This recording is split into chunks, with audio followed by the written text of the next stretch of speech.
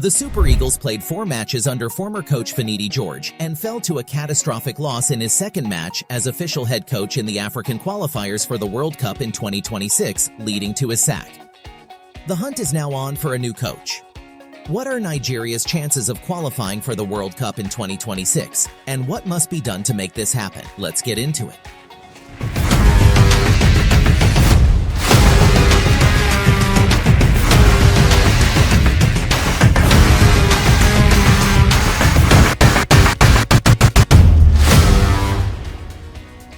A lot was expected from former Super Eagles coach Finidi George due to his quality as a player during his playing career and the quality of coaches he played for. Also, his winning the Nigerian League in 2023 was included as a reason why he was a good candidate for the job. After his first 2 matches as head coach, the jury was out after a win and a draw. But he was given a permanent role to guide the team through the African qualifiers for the World Cup in 2026. After a draw with South Africa and a loss to West African neighbors Benin Republic coached by former manager Gernot Rohr, it became obvious that Nigeria may have shot itself in the foot in an effort to save money after frustrating the former coaches Gernot Rohr and Jose Posero out of the job. The excuse for not getting a quality foreign coach before appointing Finidi George was that the funds were not available.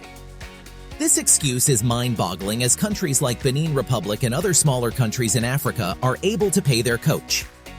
Finidi George's undoing was playing Paul Onwuachu ahead of more capable strikers like Terem Moffi and Victor Boniface.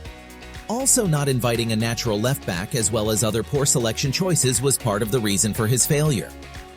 It was obvious Finidi was trying to replicate the role played by Victor Osimhen at the Nations Cup by fielding Onwuachu, but it is pretty obvious they are far from the same type of player.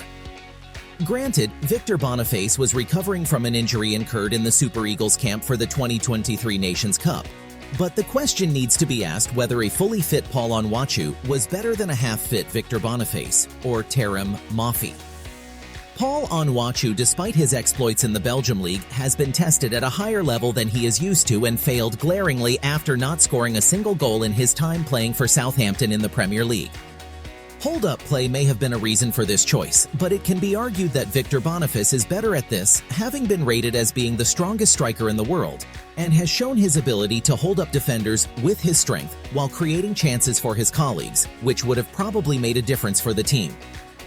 Boniface may not have been at his best, but the mere fact that he leads the forward line with league assists since 2023 also counters any arguments to his exclusion, as even if he wasn't scoring the goals, his overall skill level and gameplay would have been an asset in those matches. This leads to a question that must be asked. What kind of training routines were implemented leading to the 2023 Nations Cup that resulted in 4 players being injured in camp prior to the tournament? Another player whose sideline in the team must be explained is Raphael Onyedika, who has gotten minimal playing time for the Super Eagles despite his exploits in Europe, and showing flashes of what he is capable of the times he has come on for the Super Eagles. His continuous sideline to fringes of the team defies understanding, as he is the closest player Nigeria has for a replacement for an aging Wilfred Ndidi. However, he kept being sidelined in the World Cup qualifiers, just like he was under Jose Posero. In the World Cup qualifiers, he came on only after the injury of Dele Bashiru in the match against South Africa. It can be inferred based on Finidi's comments that it is based on what they saw in camp. This kind of comment is another pointer to the downward trend of excluding players for non-football related reasons. The best coaches have also been those who are able to manage the diverse personalities and ego of his players, including even the rebels, which will be hard to believe in the case of Raphael Onyedika. Brazilian player Neymar is known for his excesses beyond the pitch, but when it comes to match day, he is on the team list because of what he brings to the team. Despite the commendable initiative of allowing players from the local league a chance to play in the national team, this should not be done at the expense of featuring at the World Cup or any other tournament. For a local-based player to feature for the Super Eagles, that player must be exceptional and must be a better option or at least equal in quality to a foreign player in his position. Minimum standards must be set for players for them to feature for the national team if the team is to succeed. It must not be based on sentiments or romantic ideologies. Moving forward, it is obvious Nigeria needs a proven coach to salvage the present precarious position it finds itself. With no win and 3 draws from 4 matches, Nigeria must win virtually every match it has left to stand a chance of qualifying for the World Cup in the USA. Its choice of the next coach is hence pivotal, as it will be a travesty if the present generation of players do not get a chance to play at the World Cup. With the right coach in place, Nigeria gets a chance to revamp the team by vying for the best players it can get, whether foreign-born talent or diaspora players all over the globe. Whether we like it or not, Nigeria's best talents are no longer in the local league, and the attempts to fast-track players from the local league into the Super Eagles is nothing more than a romantic idea. The debate of whether to have a local or foreign coach for the Super Eagles is an old one, and the disadvantages of having a local coach are numerous, which include selections based on extraneous factors outside football, ranging from godfatherism to tribalism. Also, local coaches are not as well respected by foreign players as foreign coaches. The recent media battles between Victor Osimhen and Finidi George, respect we are there for that man. I don't lose him now, I swear to God. As well as that between former player John Mikel Obi and ex-coach Sunday Olise, clearly encapsulates this distrust and disrespect that exists between Nigerian players and local coaches. Coaches like Amodu Shwaibu, Samson Siasha, and Stephen Keshi are a rarity, and even they faltered at some point of their managerial careers for one reason or the other. Their successes can be explained by presence and character in the case of Stephen Keshi, while the others had less high-profile players during the period of their success. Neglect and lack of adequate remuneration for their services cannot be overlooked as a major distraction that limits the potential of local coaches, as they are never paid as well as their foreign counterparts, or given the level of administrative support as foreign coaches. Having a local coach also results in a reduced ability to lure new foreign-born talents to play for Nigeria, as it creates an impression of lack of ambition. Nigeria is at a stage where it should be aspiring to win the World Cup, and not struggling to qualify for tournaments as is presently the case. Nigeria must also create a culture of building on what's working and not hiring and firing coaches on a whim. In the case of Jerno Rohr and Jose Posero, it wasn't even because of fatal losses or failures, but because the team was playing a boring brand of football. Nigeria must also come to recognize that it doesn't have many players at world-class level presently outside the attacking line, despite its players playing in major teams in Europe. Consequently, few absences in the present Super Eagles can make all the difference between victory and defeat. Despite having players littered all over Europe, the team has refused to build the needed depth required for consistency and continues to play the same set of players despite quite a few players getting past their prime and frequent injuries. In the modern game, a team needs to be continuously beefed up with players at their prime to maintain their level of performance. A typical example is Algeria, who won the Nations Cup in 2019, but couldn't get past the group stage in the next edition of the Nations Cup. One other factor that must be looked at is leadership on the pitch. A deficit here was very glaring in the last 2 World Cup qualifiers under Finidi George. There was no one to put the players on their toes when they were losing concentration, and to inspire them to go for victory when the morale was low. This is something Ekong did very well at the African Nations Cup in 2023.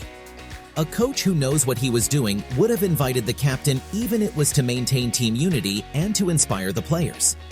Similarly, the same can be said for Victor Osimhen, who is the other motivator in the team, especially going forward.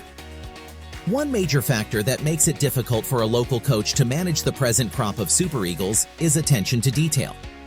Apart from limited training and management and experience coaching at the highest level, most local coaches are not detailed enough to see all the factors necessary to win at the highest level. Sit down! Nobody talk! Sit down! Wait! Drink water and relax! Also, Nigerian players have an ego and entitlement problem that comes from their achievements at club level and the mere fact that they are Nigerian. It will hence be difficult to accord local coaches the level of respect players from other countries like Senegal or Côte d'Ivoire are able to accord to their local coaches. An analogy which may explain this is using Real Madrid. Not every coach will succeed coaching a team like Real Madrid because not every coach is able to manage all the egos that comprise a team like that. That is not to say that Nigeria is Real Madrid, but you get the point.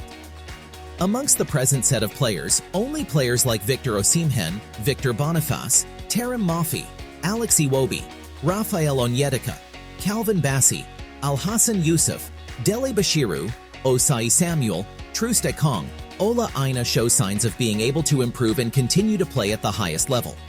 Every other spot in the team needs to be bolstered if Nigeria is to regain its pride of place amongst the teams in Africa. A lot of Super Eagles players have gone past their prime and are on a downward trend due to age and toll of injuries. The team needs to have about 3 levels of quality replacements to prevent what it is presently experiencing from occurring in the future. Also, a competent coach needs to be hired with sufficient time to build a team. The country's FA also needs restructuring if is to stem the tide that corruption, poor planning, and maladministration has placed the country's football. Poor planning for competitions, non-payment of coaches and players is such a big factor that seems to keep being overlooked as being a key factor that affects the morale of players and consequent performance of players. Despite FIFA's frown on interference in the setup and running of national FAs, Nigeria has to figure out a way to achieve this while avoiding the wrath of FIFA, especially since it sponsors football in Nigeria at the moment. According to the popular saying, when there is a will, there's a way. Nigeria's government only needs to be willing to do what it takes as the country is fast losing its unifying factor, which is football. Despite the present ills facing the country such as high inflation and insecurity, soccer has for a long time been the source of solace and joy for the citizens of the country. If rumors are true that Herve Renard is about to be given the job of manager of the Super Eagles, then the country is heading in the right direction. Herve Renard has the pedigree and track record the Super Eagles need to pull it out of its current dilemma. Give everything! That's the coach. When you are at the edge of the box, you are like this. Oh, be like this! Be concentrated! All hands must be on deck to make this a reality, and any compromises will be disastrous for Nigeria and its present generation of players. Thanks for watching. If you haven't subscribed yet and like our content, please subscribe to support our channel. Also, please like, share, and leave a comment telling us what you think of our chances and what else Nigeria needs to do to get to the World Cup in 2026. See you in the next video.